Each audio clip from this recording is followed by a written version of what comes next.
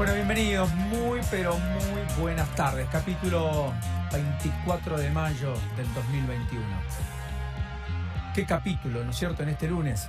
Varias cosas para contar, pero si uno tuviera que dibujar una especie de hoja de ruta en las 3 de las 3, como hacemos habitualmente, que nos permiten adentrarnos un poco en el capítulo del día, uno debería decir, primero, plan no explicitado. Plan no explicitado, ¿qué es? Patear todo para más adelante. ¿Incluye el COVID? Sí, también. Pero patear todo para más adelante.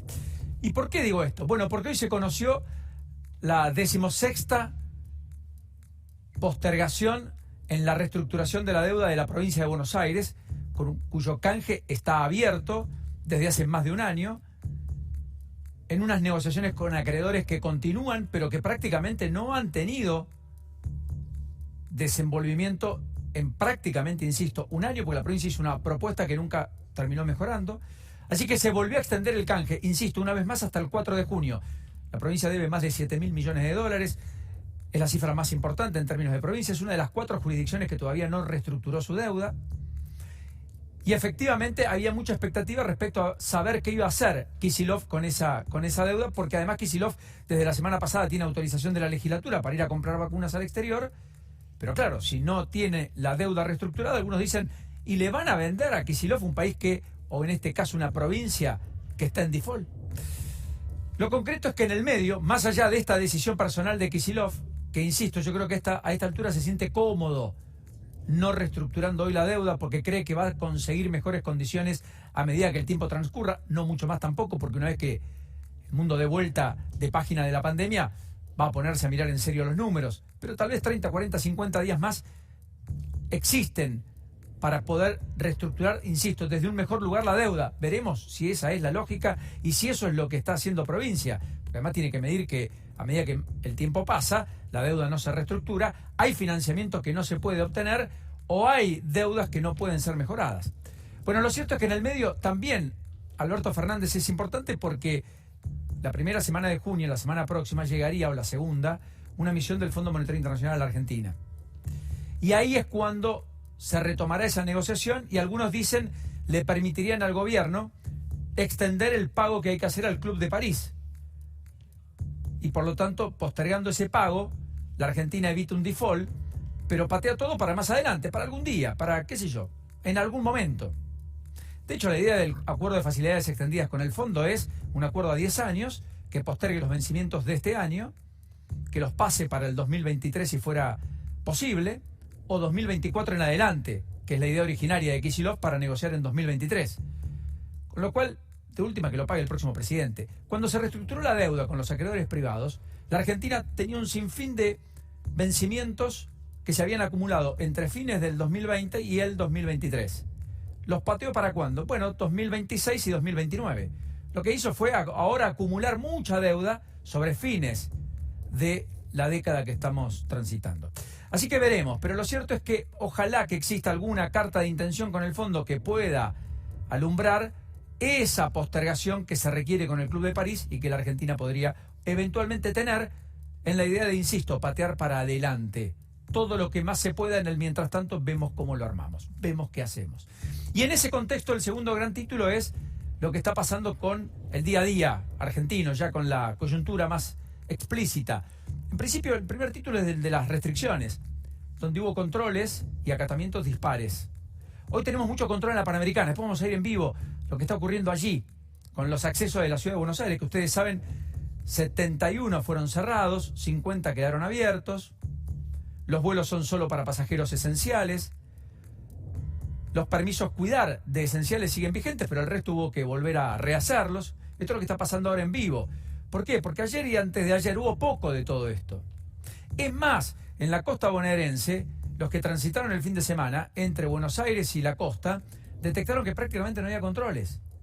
Esos que seguramente mañana van a estar a la orden del día, máxime después de la definición de Sabrina Fredericks, quien dijo, la ministra de Seguridad, que efectivamente no está permitido el turismo, está prohibido, que la gente debe quedarse, no viajar, y que los que se fueron el fin de semana no van a poder volver hasta el 31 de mayo.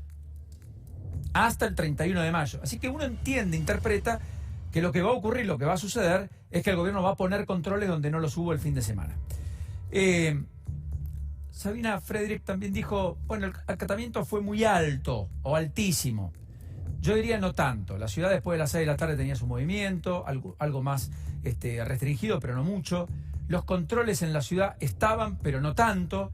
Las plazas fueron ocupadas, acá y en el conurbano. Hoy había algún conato de idea de ir al encuentro de los que estaban ocupando las plazas, porque ayer la imagen fue muy explícita.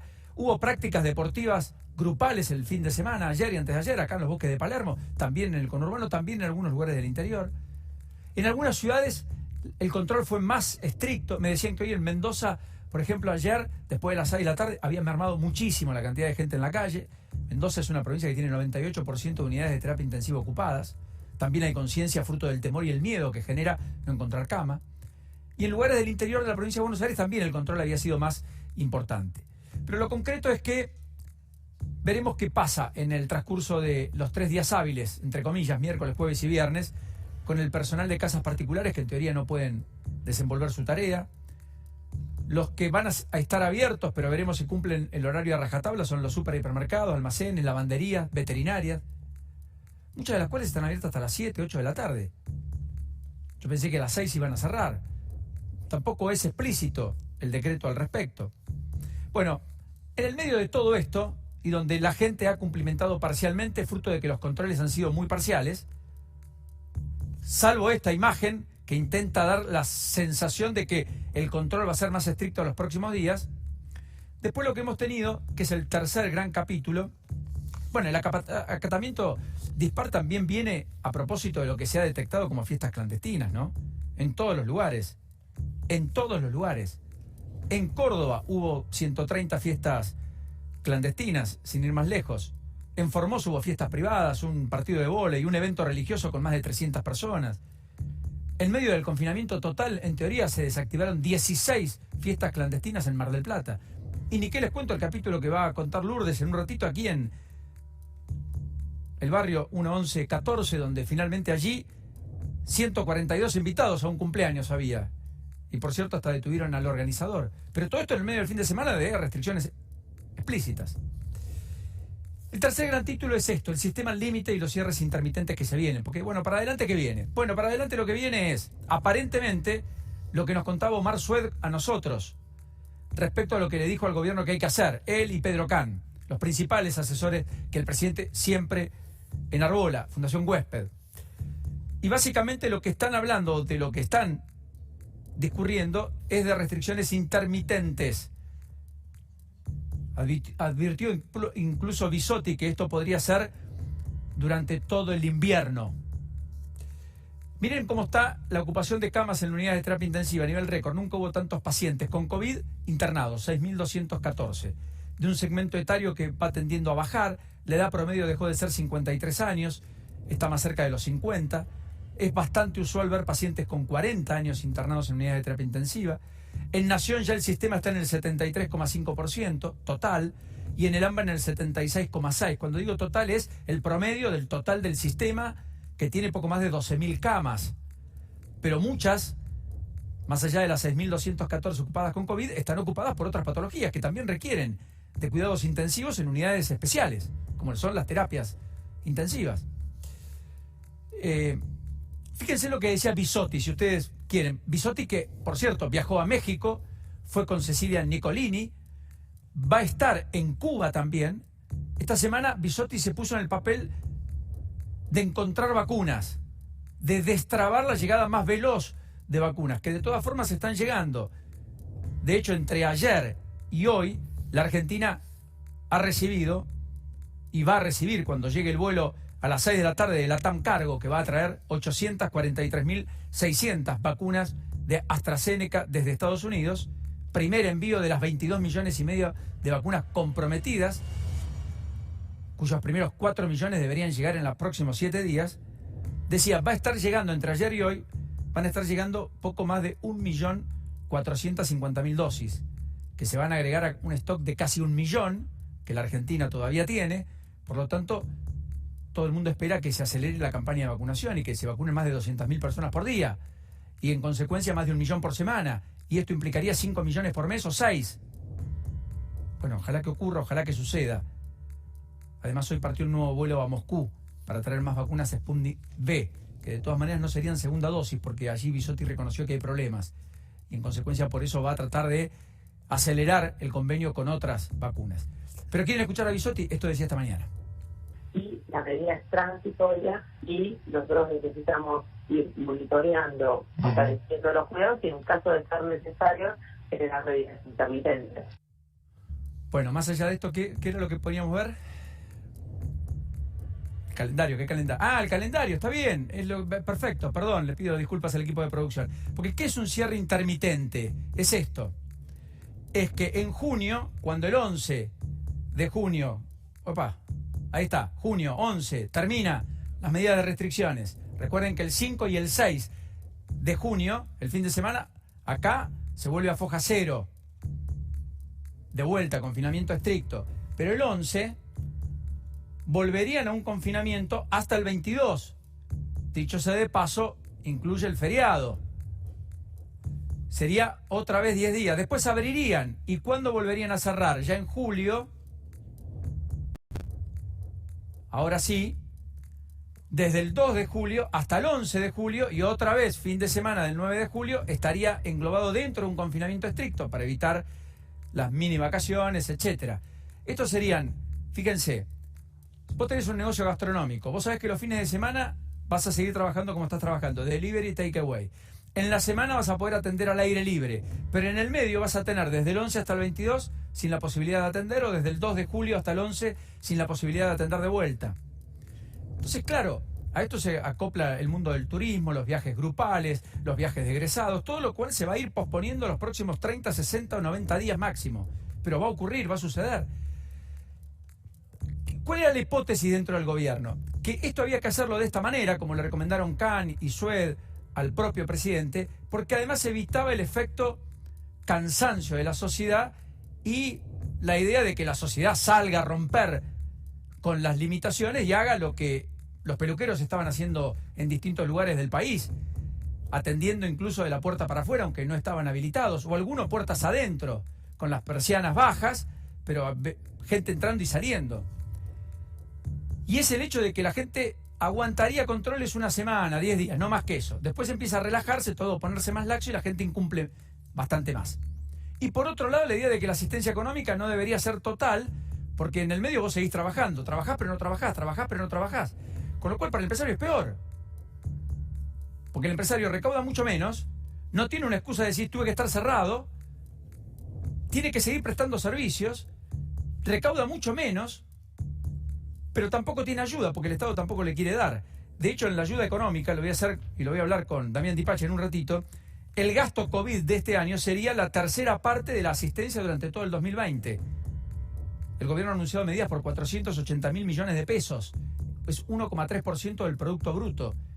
Pero el año pasado gastó casi 4%. Y ya lo del año pasado fue eximio, fue exiguo, fue muy corto. De hecho, hubo 3 IFE que no se restauran, que no se van a restaurar, que no se anunciaron este año. Ingreso familiar de emergencia, 3 de 10.000 pesos, que fueron 3 en 9 meses. Por lo tanto, terminó siendo ese aporte de 10.000 pesos, fueron 3.300 pesos por mes, poco más de 100 pesos por día. Esto es 1 kilo de pan por día. ¿Se entiende? Fue exiguo aquello, fue eximio, fue nimio. Este año, ni siquiera aquello va a estar. Y lo que va a estar este año va a ser de 1/3, y va a ser para el sector formal. Y para los sectores más vulnerables a través de la tarjeta alimentaria alguna ayuda adicional, pero no mucho más. La clase media, el sector informal, los cuentapropistas, los profesionales lo van a padecer. Y los empresarios pequeños, de nichos como el negocio gastronómico, el de salones de fiesta, el de espectáculos, los pulveriza. Los pulveriza. Entonces, claro, esta idea es la idea de no agotar, entrar y salir y dar la sensación de que cumplo la palabra. Que digo que se cierra, pero no. Porque en el medio también aparecen voces diciendo que esto no sería lo ideal. Sergio Berni dijo, queda corto el confinamiento hasta el 1 de junio. Debió haber sido estricto una semana más. Sergio Berni, ministro de Seguridad de la provincia de Buenos Aires.